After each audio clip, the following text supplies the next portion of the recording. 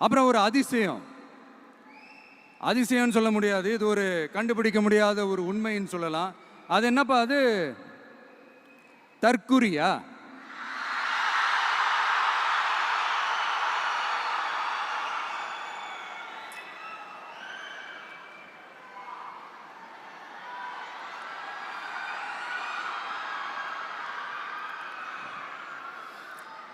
நம்ம டிவிகேக்கு சப்போர்ட் பண்ற கோடிக்கணக்கான லட்சக்கணக்கான மக்கள், நம்மளுடைய நண்பிகள், நம்மளுடைய ஜென்சி கிட்ஸ்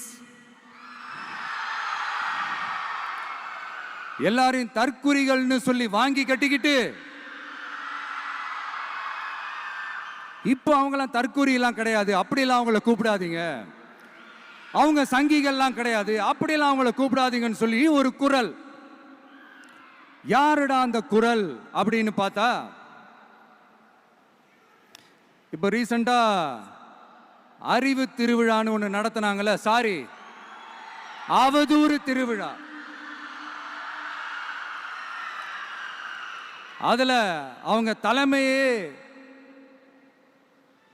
குழப்புற மாதிரி, அறிவு கண்ணை திறந்து வைக்கிற மாதிரி ஒருத்தர் பேசியிருக்கிறார்.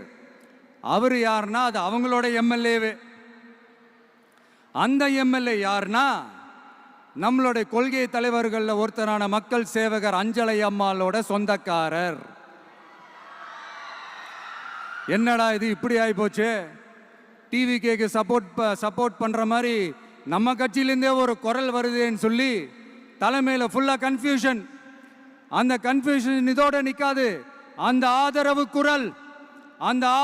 குரல் ஒரு வீடு விடாம, ஒரு இடம் விடாம, எல்லா இடத்துலையும், எல்லா வீட்லையும் இன்னும் பலமா எதிரொலிக்குதான் இல்லையான்னு பாருங்க. சும்மா பிளாஸ்ட் தான்.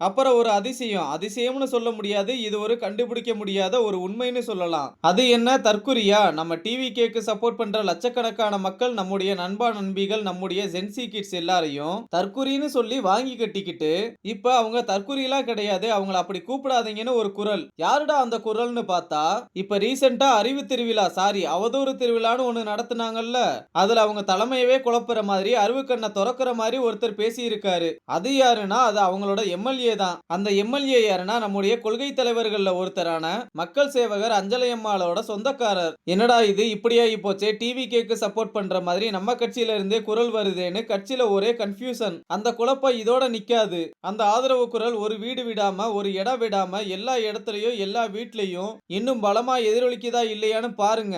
இனிமேல் சும்மா பிளாஸ்ட் தான் என்று விஜய் பேசியுள்ளார்.